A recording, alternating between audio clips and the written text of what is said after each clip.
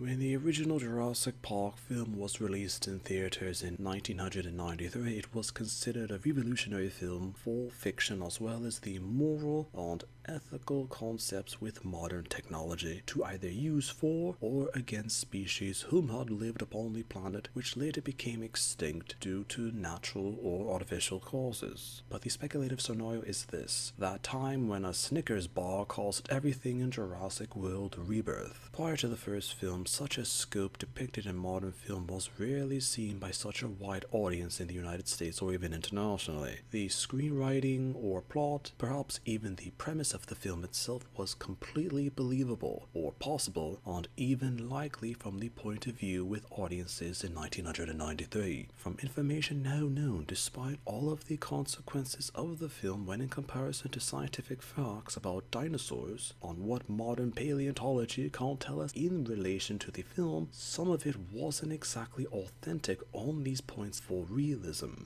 as it was very much an authentic feature of its release on the first of its kind. Due to the charm and allure of the original film being done absolutely at the time, they said sequels or prequels never really amounted to the same tier of grace that was witnessed or experienced at that time. The degrees of quality had wavered and were never at the same aspect of credibility which was recognized by critics, audiences, and even fans of the Jurassic franchise. The fact that the candy had such a product-based placement depicted in the film and was such a crucial or ironic factor in the events of the film had universal criticisms from viewers with the future to criticisms of the future and to analysts for the future. It was also important to know that despite the product placement depicted, it was never spoken about in a negative tone by the characters in the film. This was to keep the brand in good favor with the audience and to naturally encourage sales through subliminal advertisements. On a final aspect of discussion, sales of Snickers candy bars did not necessarily increase out of the range that the bars normally sell by before the film's release, and remained the same once the film's theatrical run concluded. So although the owners and promoters of the Snickers candy paid millions for the said product placements, the actual investments from the entire experience were considered negligible.